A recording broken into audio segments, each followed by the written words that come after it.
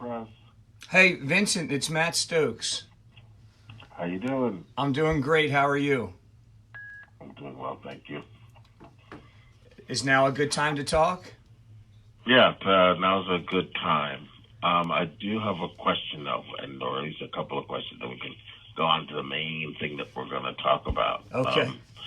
And that is, would the full name of the church be Coastal Christian Ocean City? Yes, the full name of the church is Coastal Christian Ocean City. Let me just, Vincent, And go ahead. Let me just tell yeah, everybody as we're beginning that we are live online with Vincent Jackson, a newspaper columnist. And Vincent, who are you with? I am with the Press of Atlantic City The newspaper. Press of Atlantic City. Great. And so you're on with Matt Stokes, the lead pastor of Coastal Christian Ocean City.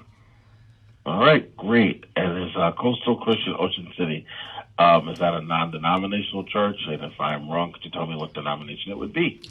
So it's funny you would ask because, and I don't know how much of this is going into your article, but it's probably just good to know.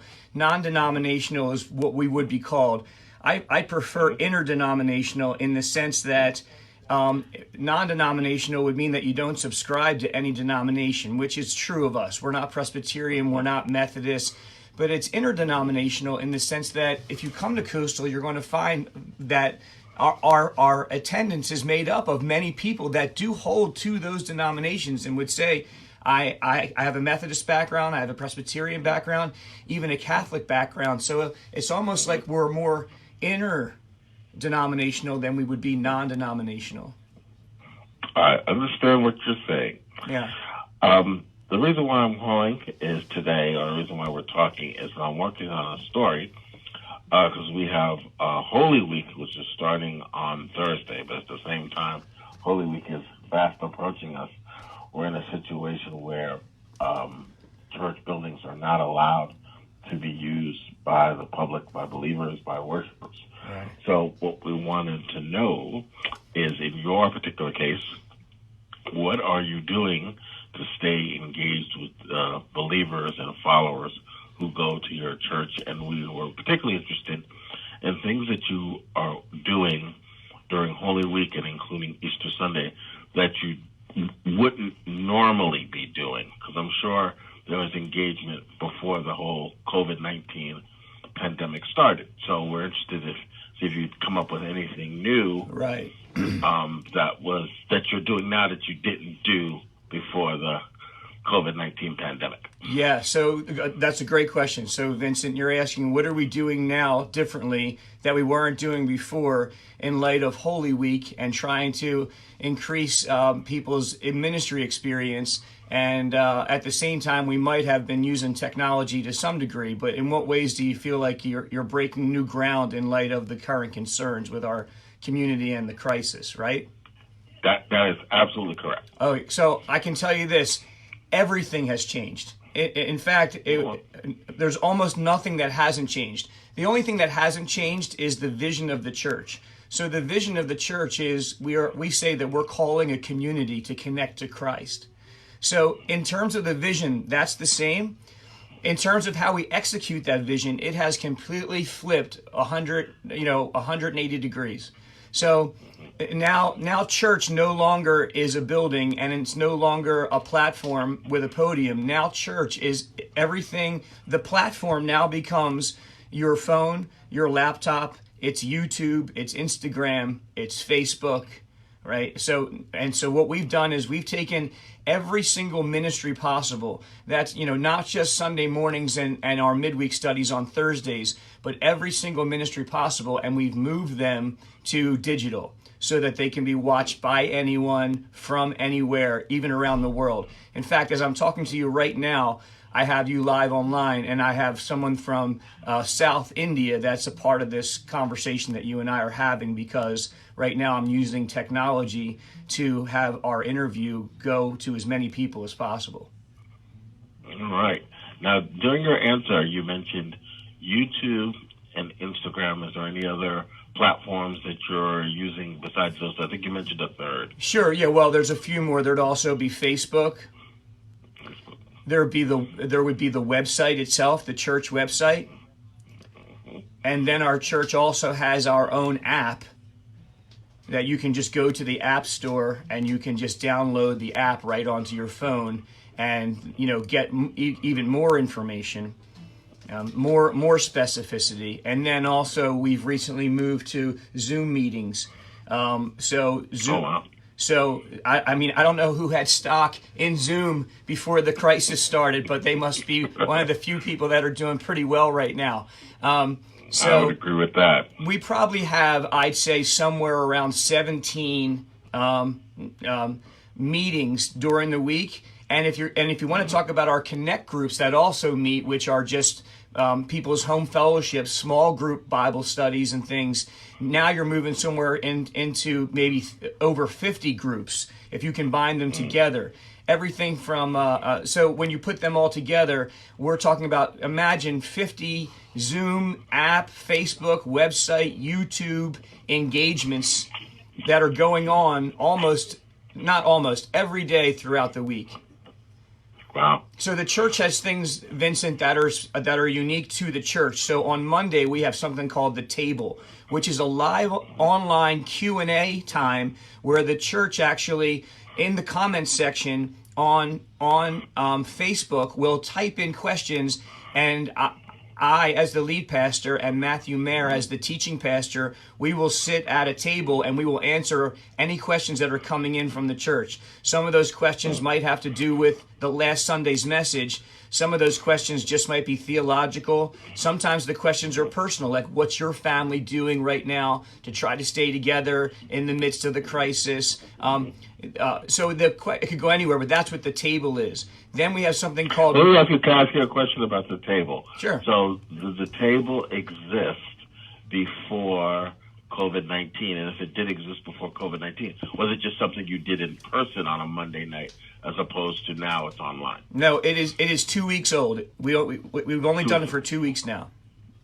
Okay. And it is a direct result of the virus and COVID-19 and us trying to figure out how we can increase engagement with the church. And also we've realized now that our online community, Vincent, is probably 3 or 4 times the size of our church attendance.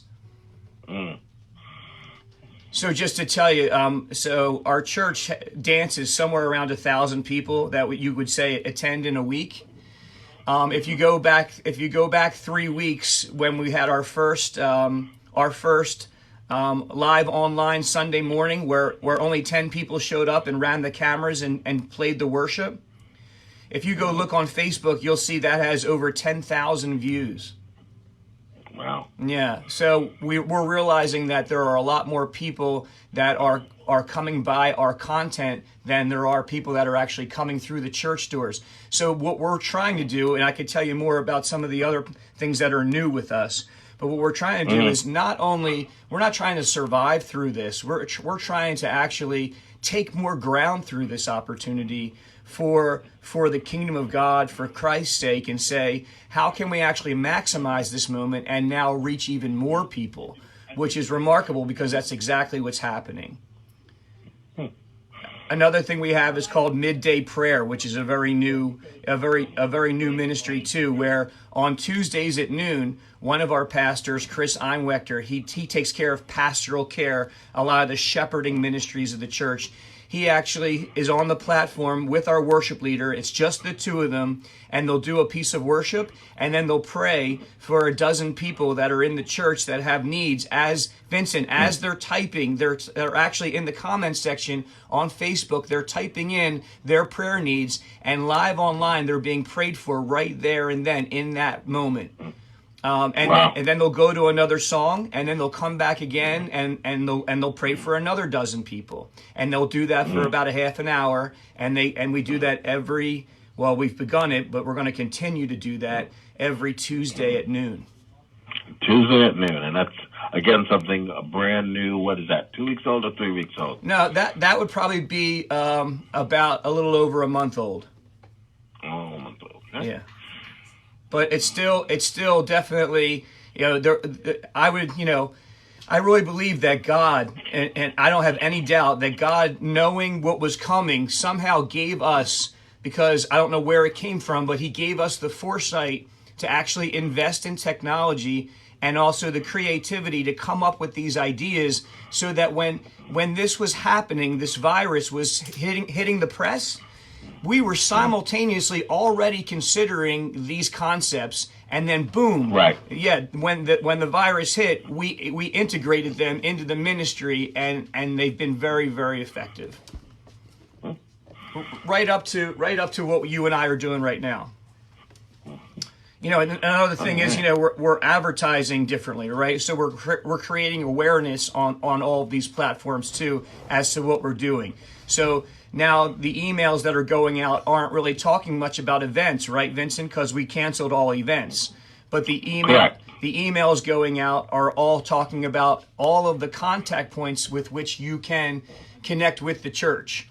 If you go to the website or if you go to the app, it used to tell you about our service times and when you could meet and these particular events. But now they're all telling you, hey, this is where you come in order for you to find out where to go in order to integrate with more people in the fellowship by connecting to this Zoom meeting or tuning into us on our Facebook Live online chat at this particular time.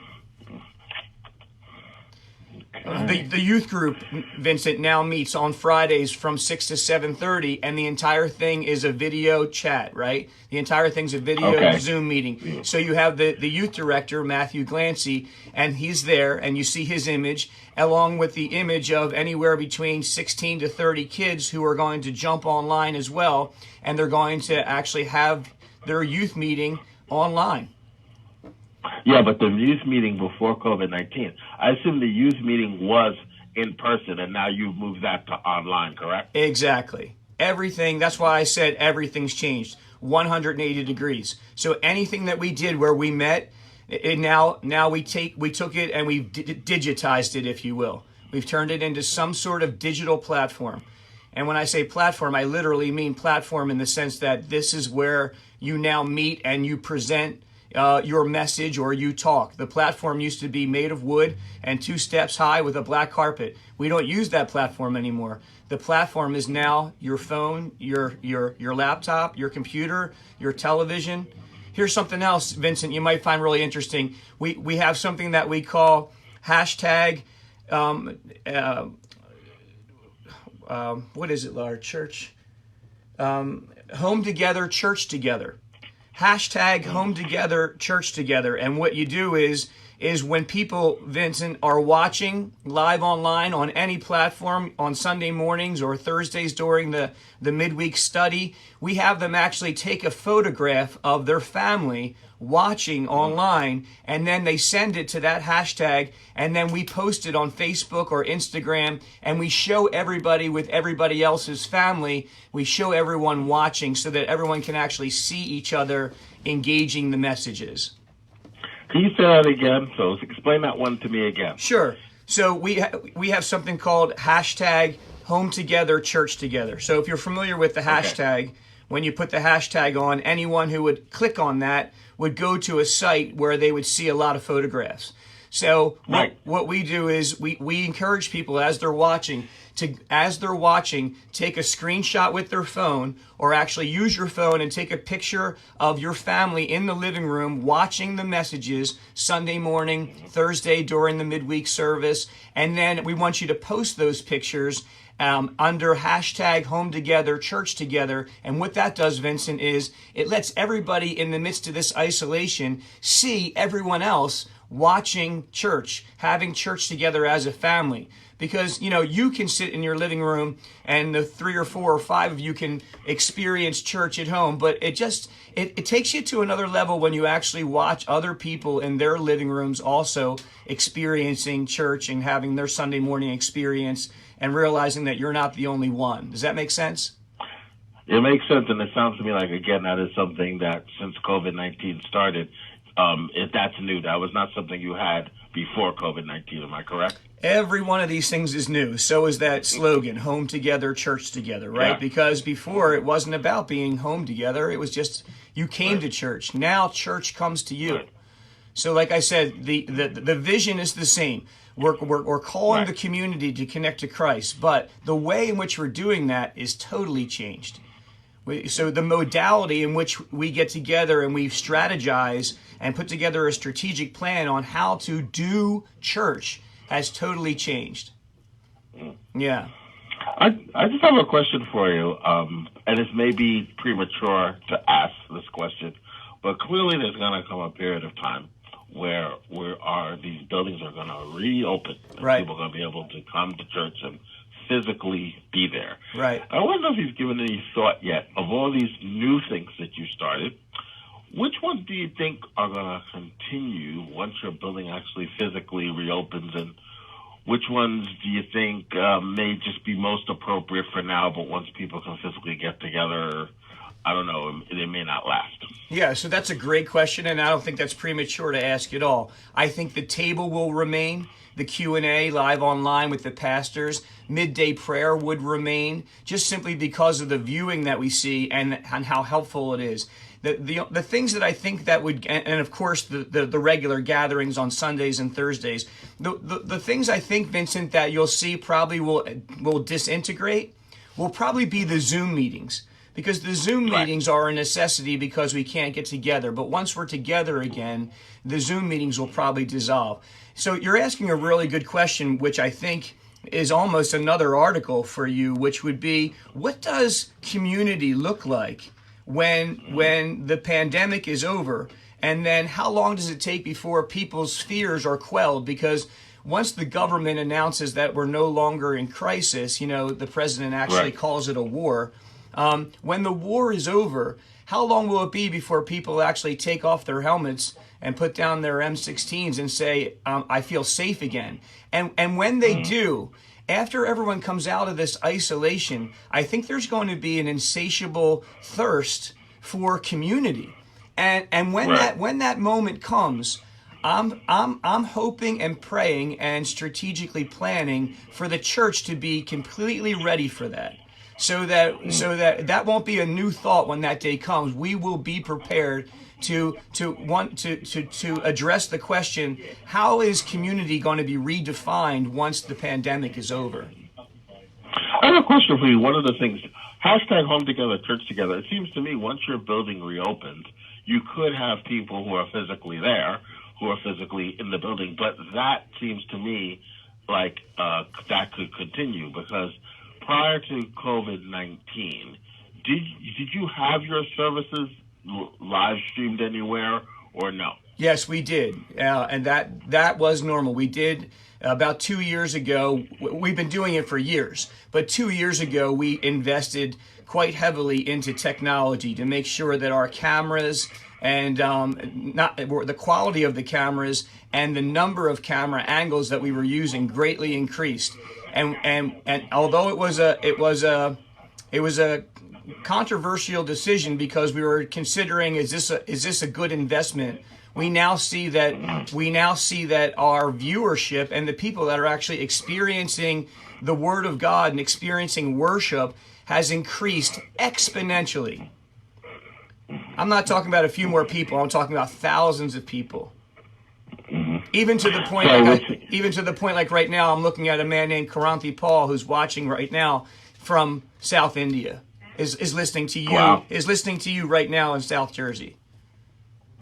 Because I'm thinking the hashtag home together, church together, that could continue once this pandemic is over. Let's put it, once people are allowed back physically into churches again, your hashtag home together, church together could continue because clearly there'll be people who are inside the church experiencing worship live and in person, but then there's going to be a percentage of people who are going to be home and they can, just as even before the pandemic, they can, watch the live stream of the service, and if they choose to amongst themselves do the home together, church together, once people are physically allowed back into the building. Right. Wouldn't that be correct? Yeah. So to answer your question, before COVID-19, there were a number of people that were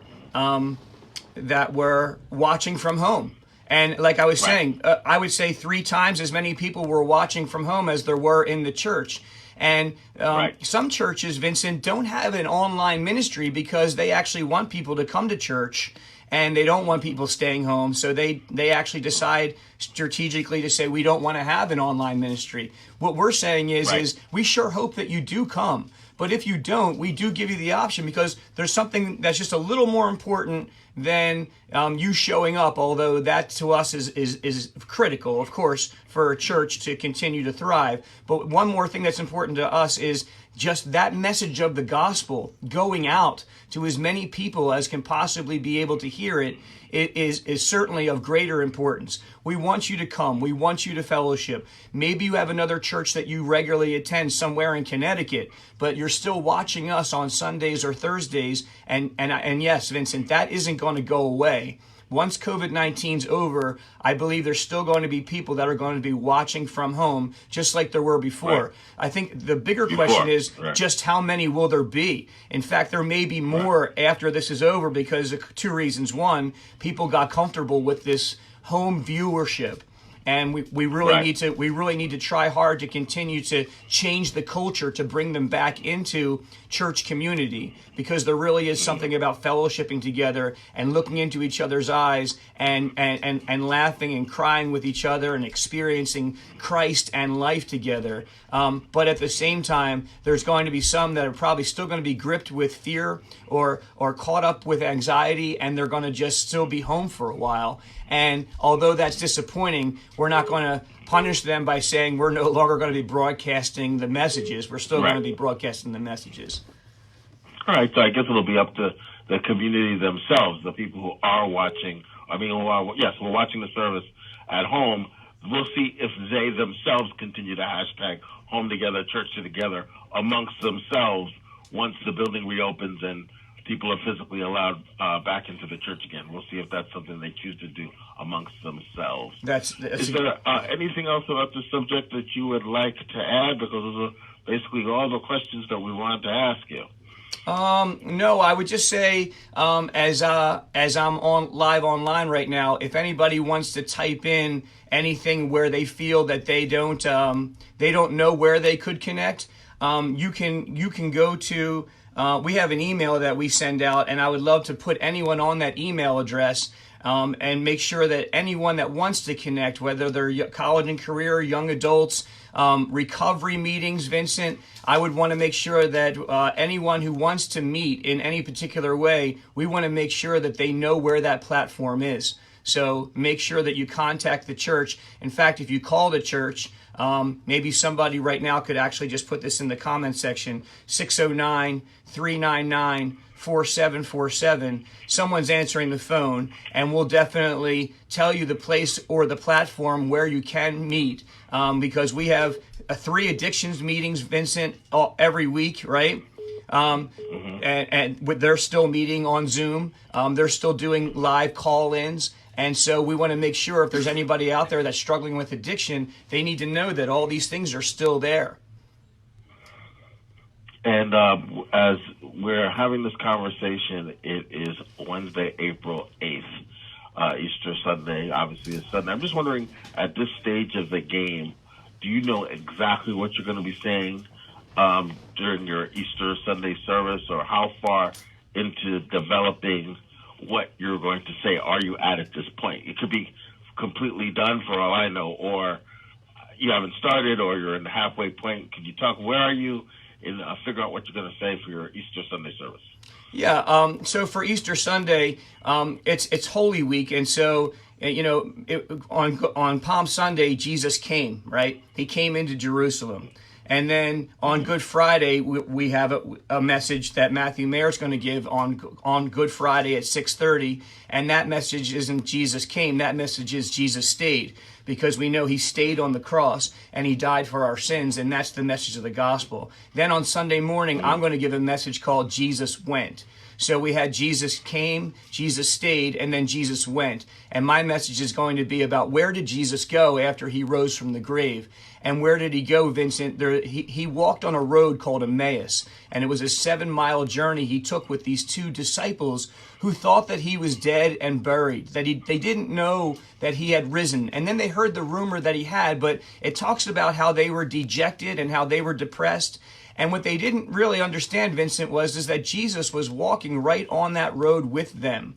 And I want to talk about on Easter Sunday morning how right now we're in the midst of a crisis, and we're wondering, just like these 2 men on the road to Emmaus, how can any good come out of what just happened, right? Because they just saw the one that they thought was the Messiah die. So how could any good possibly come from this? And little did they know, until they sat with him and they saw him break the bread in front of them, they realized that he is the Messiah. This is Jesus. He is alive. And I want to try and communicate that on Sunday morning, that there's a lot of people right now that might be saying to themselves, how can any good possibly come out of this? Like those 2 men on Emmaus on that road, many hearts are broken right now. People are sad, they're depressed, they're filled with anxiety, they're scared. You remember the disciples were hiding in a room when Jesus already had risen from the grave. And then all of a sudden we find out that God had a plan, not known to any man, that Jesus is alive and that there is hope, and that's going to be the Resurrection Sunday morning message. Oh, very good.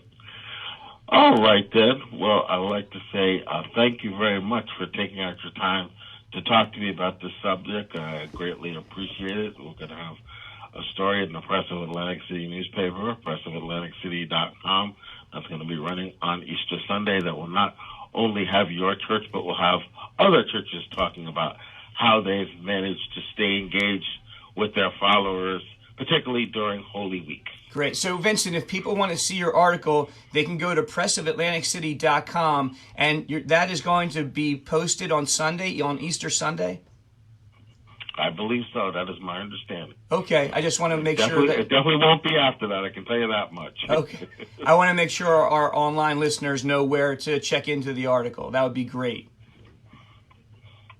That's where it'll be, and they'll definitely be there by Easter Sunday. All right.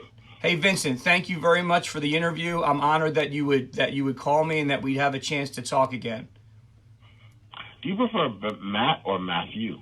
I go by Matt. We actually have 3 pastoral ministry people named Matthew at our church, and so I go by Matt or Pastor Matt, simply to draw a distinction from the other 2 Matts, which one goes by Matthew, and then Matthew Glancy. We usually just say his whole name, Matthew Glancy. But yeah, it is difficult. But if you're putting it in the paper, it really doesn't matter to me. Matt's fine. Okay. Yeah. That's fine. Yeah. Well, thank you very much. Again, thank you for taking out your time to talk to me Holy Week. I'm sure you're very busy. I do appreciate you taking your time to talk to me about the subject. It's my pleasure. I look forward to our next interview. All right, then. Well, you take care of yourself. Stay safe and stay healthy. You too, Vincent. God bless you. Thank you very much. You're welcome. Bye-bye. Bye-bye.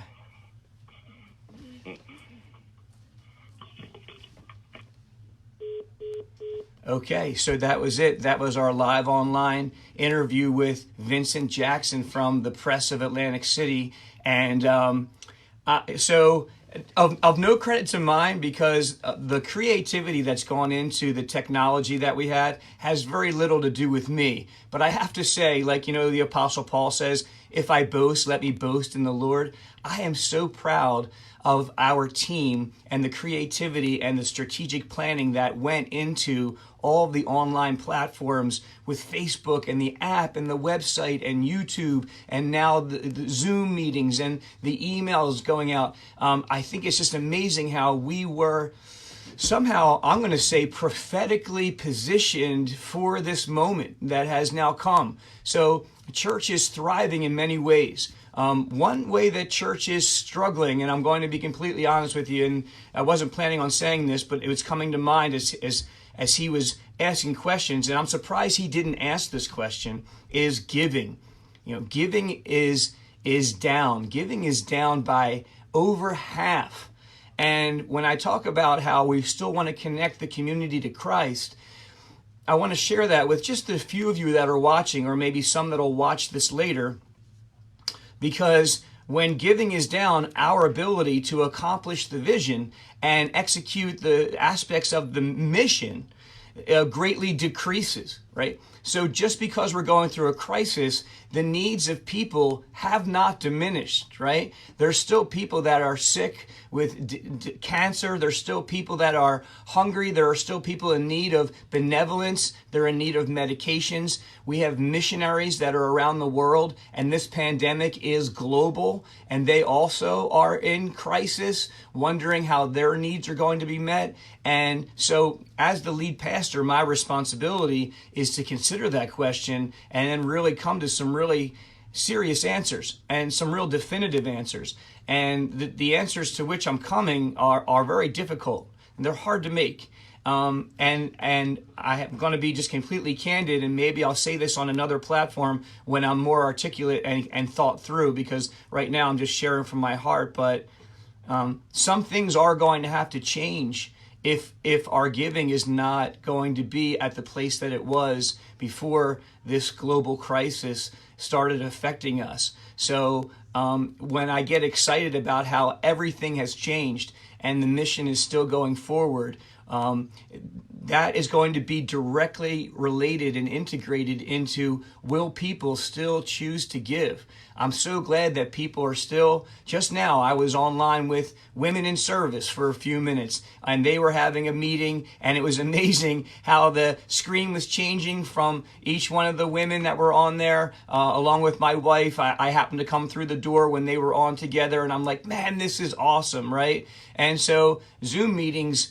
that's a minimal cost. To have huge Zoom platforms. I think there is a cost, but it's minimal. But there are a lot of things that still really do cost. Some good things are, right, the heating and electric and water are not really big bills right now for the church, right, because no one's there. But we have children's ministry, and we have other various ministries, administrative ministries, staffing needs. Where are these things going? What are we going to do? If those changes need to be made, they're going to be made because the giving was down. So I'm so thankful that people are worshiping, and they can raise their hands in their living rooms, and people can listen to these messages, and you can take notes, and you can go deeper in your discipleship. But the actual part where somebody gets up and goes over to their technology, whether it's their phone or their laptop, and actually takes, like, I'm just going to be brutally honest, right? Takes out their credit card and actually inputs the numbers so that there's regular giving continuing to come into the church. We are going to be affected by that in a very critical way, in a way that is going to be felt and experienced when we come back to being a regular ministry. You're just going to experience it on several levels. So I'm asking you to really consider that as we move forward, what your giving looks like. You can go to ccoceancity.com/give, and you can give right there on that giving platform on the website. Also, you can designate that you can give regularly. Just here's the amount, and I want that to happen weekly. And I understand that it's a sacrifice for us to give, but this is what the church basically runs on, is the offerings that are given from the people. This is a stressful time. There are some people that are not receiving a paycheck anymore, and that's completely understandable. But also there are those that are. And if you are, then just remember that the church basically is a volunteer revolution. It's run mainly by volunteers and a small staff that's trying to execute ministry for the greater measure of 1,000 people, if not more, when you consider, again, the technology we're using and how that's all affecting people in beneficial ways. But all of that takes dollars. So when we pray and we know that God provides, God does provide. Usually he doesn't make Benjamin Franklin's fall from the sky. When we say that God provides, the way that God usually provides is through you. God provides through you. He puts it on your heart to give, and to give sacrificially, to give beyond the normal measure. And again, Christ sacrificed for us. That's why we need to consider what it is we're doing sacrificially. Kelly Ethel, Kelly favorite, too hot. To give Kelly to him. Ethel, Kelly favorite.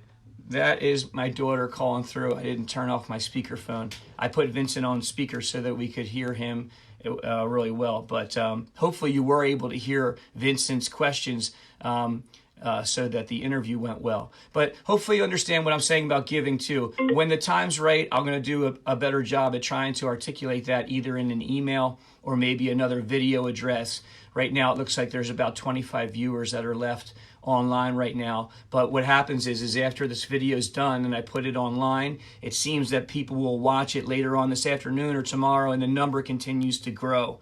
So if you are watching this now or you're watching this later after I post it on Facebook, please continue to pray about your giving and what that looks like as we move forward. I know a lot of people are scared. We're going into a scarcity mentality. People are wondering about their own jobs. They're wondering how long this is going to last. I think it's wise for all of us to save and put a certain measure of resources away.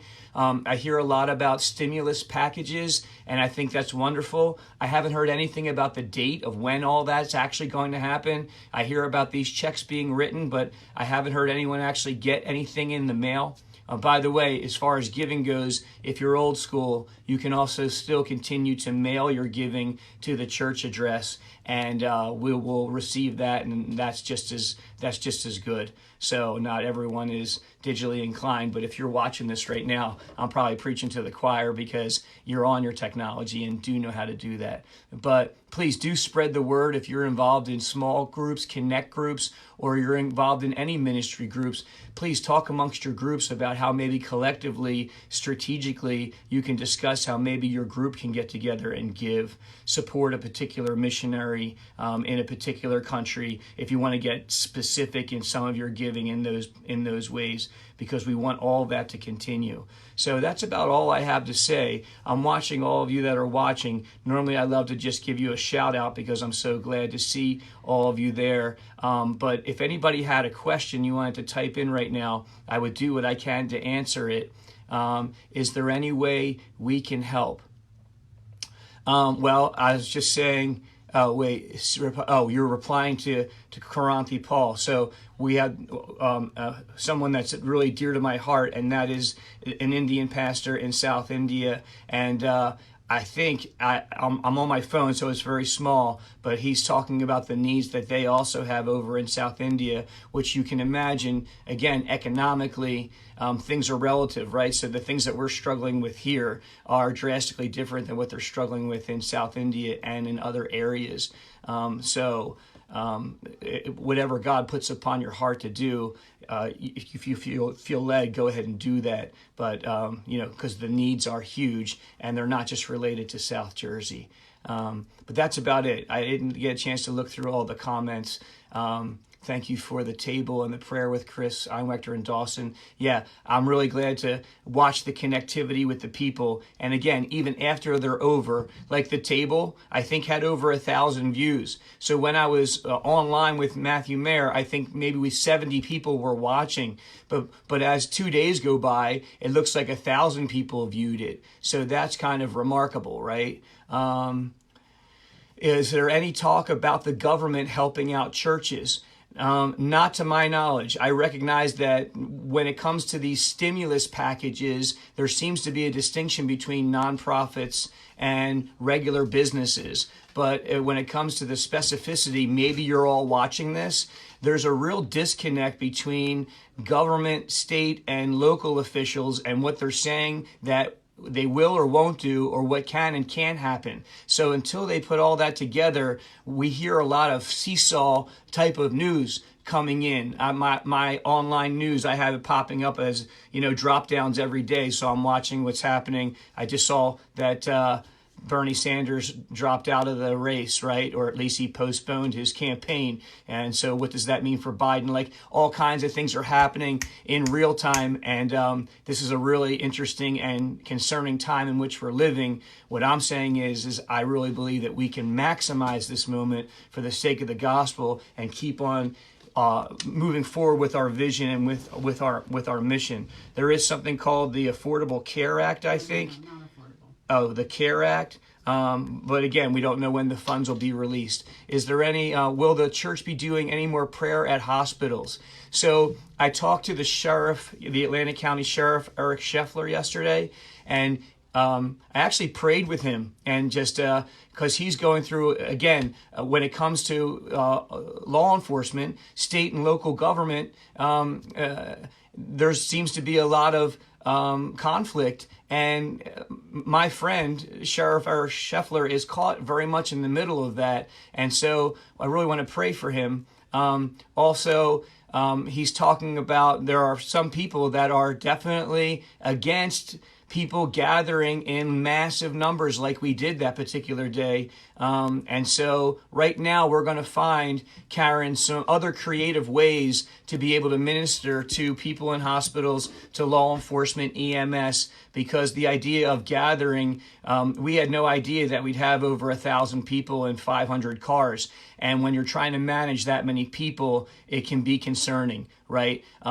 Because not everyone's with us and not everyone receives the protocols that we put in place. What happens if somebody blocks the EMS drivers from bringing the ambulance into the ER area? What happens if some people that are well-intended take handicap spots because they couldn't find another place, and a real handicapped person can't access the hospital? So it is as wonderful as it was, and we're still celebrating it. And we had hundreds and hundreds and hundreds of comments of praise and accolades and appreciations that came in from what happened at Shore Memorial this past Saturday. But as far as moving forward, we're probably going to find other creative ways to minister to people on those levels. So that's about it.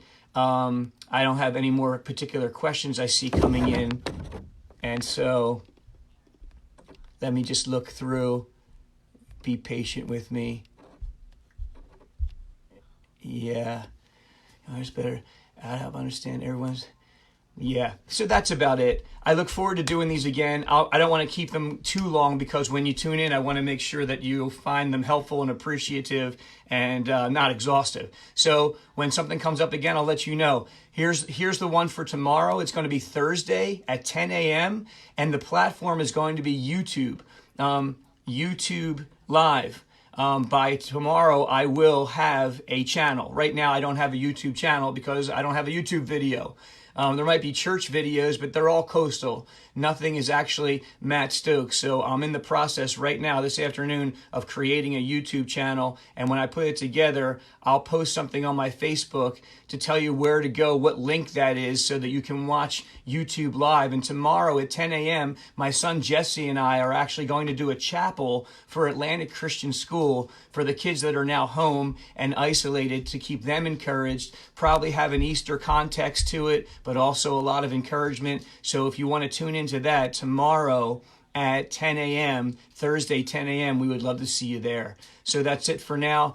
I want to thank everybody again for logging in and tuning in and signing on and being a part of these live online chats. I really appreciate it, and look forward to seeing you tomorrow, 10 a.m. on YouTube Live. Okay, bye-bye.